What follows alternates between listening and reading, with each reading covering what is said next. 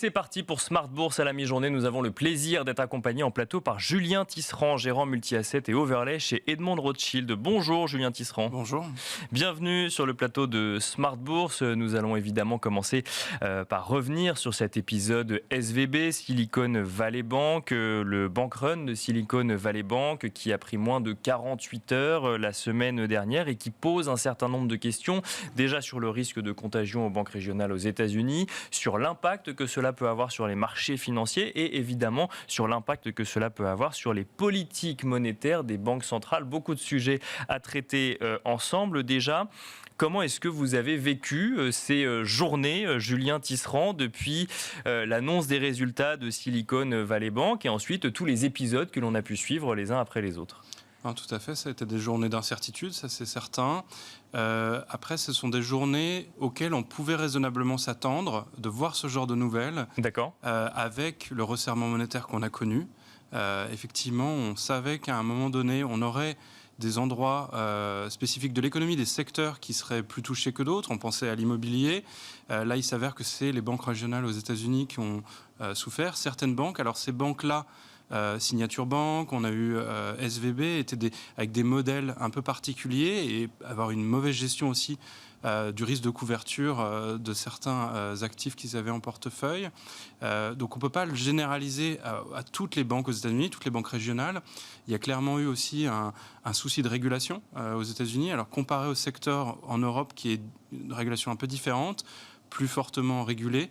Aux États-Unis, les banques régionales sont plus légèrement régulées que les grosses banques jugées systémiques, du type Citi, Bank of America. Il y a un niveau de dépôt en dessous duquel on regarde un petit peu moins, le régulateur vient Exactement. un petit peu regarder votre activité, il est fixé à 250 milliards de dollars et les dépôts de SVB, en l'occurrence, étaient aux alentours de 209 milliards de dollars, donc elle passait sous les radars. C'est ça, exactement. On a ce cap à 250 milliards et en dessous, la régulation est plus légère, moins stricte, moins regardante. Parce qu'on considère qu'il y a moins de risques systémiques finalement. Voilà. Alors qu'on se pose la question aujourd'hui. Tout à fait. Et on voit qu'en fait, l'intervention des autorités durant le week-end, qui jusque-là on nous disait que ce n'était pas systémique, sont quand même intervenus pour garantir tous les dépôts de cette banque-là, parce que justement, il y avait sûrement des risques de contagion un peu plus systémiques. Donc ça a beaucoup interrogé les investisseurs. Néanmoins, on est quand même relativement convaincu pour le moment que ça ne devrait pas avoir un risque de contagion trop fort sur le reste du secteur. D'accord. Parce que la réglementation est beaucoup plus solide sur les grandes banques américaines. En revanche, c'est un processus qui va continuer probablement de dépôts qui vont être transférés de ces banques régionales vers les grandes banques, de consolidation. Et ça, dans ce processus de consolidation, on peut penser qu'il ne va pas se faire sans friction. Donc on va sûrement encore voir des headlines, c'est-à-dire des nouvelles encore informations qui peuvent venir dans les semaines à venir sur certains secteurs encore à stress. Par contre, un contagion globalisé nous paraît peu probable. Pour l'instant. Mais il restera des questionnements sur les banques régionales aux États-Unis. On rappelle que aux États-Unis, le système bancaire est plus éclaté que ce qu'on peut connaître en Europe. Donc il y a beaucoup plus de banques régionales. Là, il y a une inquiétude à avoir sur ce sujet-là. Ou en tout cas, il faut suivre ça de près. On va suivre ça de près. On a eu d'autres banques qui ont eu notamment des annonces. En fait, le meilleur moyen également de dissiper la peur, c'est de communiquer proactivement. On attend à ce que ces banques-là communiquent de plus en plus pour rassurer les investisseurs. On s'attend également à ce qu'il y ait une prise de parole des banquiers centraux à un moment donné, avec des chiffres ou des faits ou des actions plus fortes pour rassurer les investisseurs. On voit que même si c'est des problèmes différents, il y a un stress qui se transmet également sur les marchés européens aujourd'hui, sur Crédit Suisse, qui est une banque plus fragile que d'autres banques européennes. Mais alors justement, comment on explique que ce stress, alors même que je comprends de ce que vous nous dites, que ça resterait cantonné aux banques régionales et que ça ne pourrait pas atteindre des banques nationales ou en tout cas des grandes banques aux États-Unis, comment on explique que quand même ce stress se diffuse en Europe également sur des zones de fragilité dans le secteur bancaire? C'est le processus de remontée des taux qui finalement se transmet dans l'économie et les investisseurs très rapidement vont toujours aller chercher les situations soit similaires ou de fragilité dans des systèmes équivalents, dans d'autres zones géographiques. C'est assez classique comme phénomène et il s'avère que Crédit Suisse a des problèmes depuis déjà de nombreux trimestres. Donc, c'est plus facile d'aller voir ces situations-là. Donc une sorte de mimétisme finalement, exactement. En se disant bon bah on va voir les points de fragilité dans les différents systèmes et essayer de tester la résilience de ces systèmes-là. Donc je repose la question initiale pour être sûr d'avoir effectivement bien compris. Pas de risque de contagion au secteur bancaire selon vous aujourd'hui. Il n'y a pas de toujours très improbable, tout à fait. Ouais. En revanche, vous avez mentionné effectivement la réaction des banques centrales, notamment si on prend le cas de SVB, on a vu que les dépôts avaient été garantis par le Trésor américain, la FDIC et aussi donc la Fed. Est-ce que un épisode comme celui-là, alors même effectivement que vous nous dites que, alors vous vous attendiez pas forcément à ce que ça arrive sur Silicon Valley Bank, mais qu'on s'attendait finalement que dans un contexte de hausse des taux de la Fed, on constate une sorte de craquage quelque part dans l'économie américaine. Ça arrive à cet endroit-là. Est-ce que pour autant ça peut remettre en cause un scénario de la Fed en matière de politique monétaire, alors que on parle quand même il y a des questionnements autour d'un risque systémique, même si vous dites qu'ils sont peut-être un petit peu trop grands, il y a quand même ces questionnements. Non, tout à fait. Alors je ferai le parallèle également dans la remontée des taux. On l'a vu que ça avait causé des problèmes au système de fonds de pension en Angleterre en septembre dernier, où il y a eu un stress et la Banque centrale était intervenue. Là, on a ce stress sur les banques régionales. Donc c'est dans ce processus de remontée de taux, on a ces stress qui commencent à apparaître. On en aura sûrement dans les mois à venir davantage. Donc dans le processus de remontée des taux des banques centrales, nous, ce qu'on y voit, c'est que on voit l'effet de la variabilité de transmission de la politique monétaire avec des remontées de taux très fortes qu'on a connues depuis le début de 2022.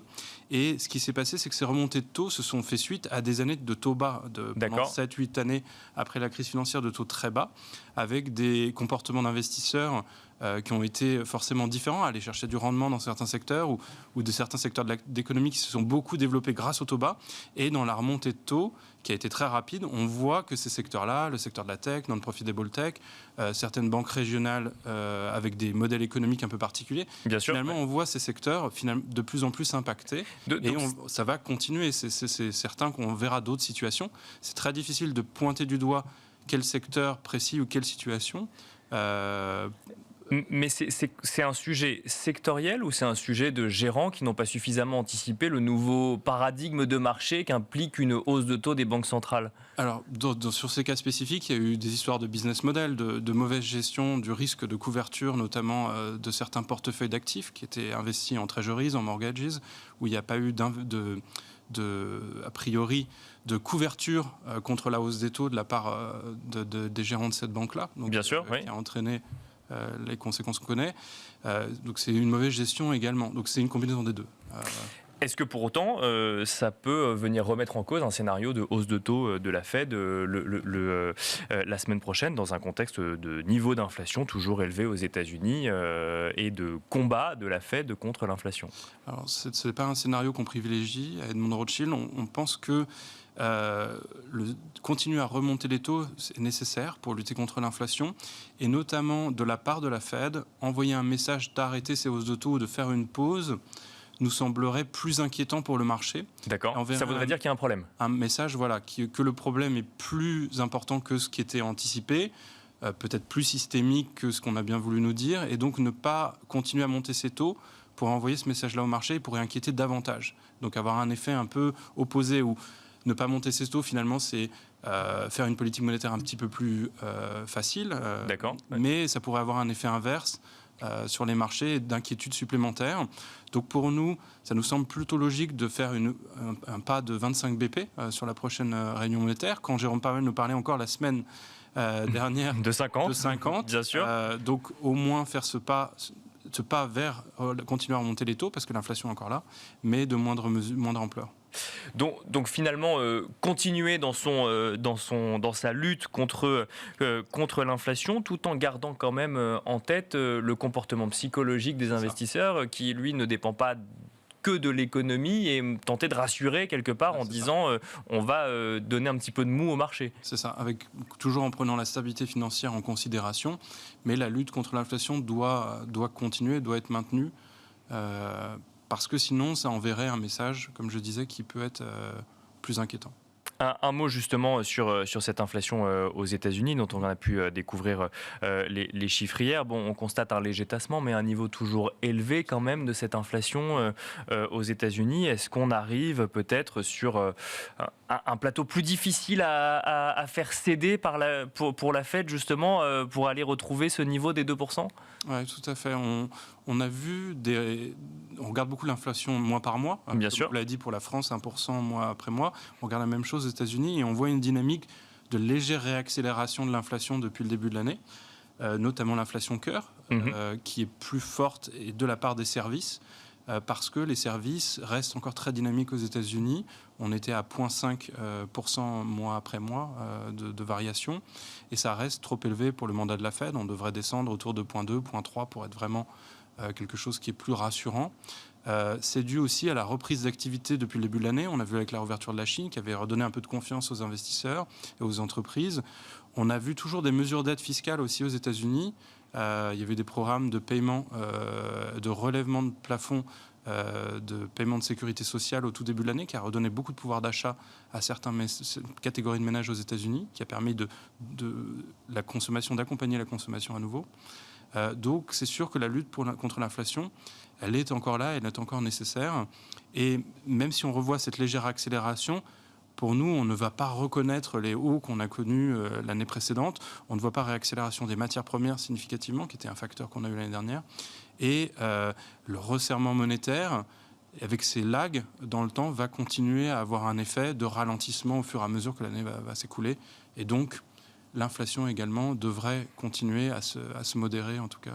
Derrière la stratégie de politique monétaire de la Fed, il y a ce sujet du soft landing, est-ce que l'économie américaine va réussir à absorber ces hausses de taux sans entrer dans un épisode récessif plus ou moins conséquent selon les prévisions des économistes? Est-ce que ce que l'on a pu voir sur SVB et certaines banques régionales la semaine dernière et encore maintenant remet au goût du jour un scénario peut-être d'atterrissage un peu plus compliqué pour la politique monétaire de la Fed? Oui, tout à fait. En tout cas, nous, c'est ce qu'on pense, c'est qu'on était reparti sur des probabilités de soft landing un peu plus importantes au début de l'année, notamment avec la réouverture de la Chine, qui redonnait du souffle à l'économie mondiale et permettait d'éviter un ralentissement trop fort, a priori, dans les pays développés. Mais là, clairement, ces problèmes qu'on voit apparaître au fur et à mesure de l'avancée des mois dans le resserrement monétaire, notamment aux États-Unis, c'est que ça va continuer à avoir un effet sur le resserrement des conditions de crédit, notamment de la part des banques. Clairement, dans ce contexte-là, les banques vont être d'autant plus frileuses aux États-Unis à prêter de l'argent. C'était déjà le cas avant. On a vu un resserrement des conditions de prêt. Là, on pense que dans les mois à venir, dans les nouveaux sondages qui vont paraître, qui sont publiés par la Fed trimestriellement, on va sûrement avoir des resserrements supplémentaires. Et ça, on le sait sur plusieurs mois, ça va continuer à avoir un effet sur l'économie de ralentissement. Et donc, la probabilité de hard landing, comparée au soft landing, a réaugmenté clairement depuis ces épisodes-là.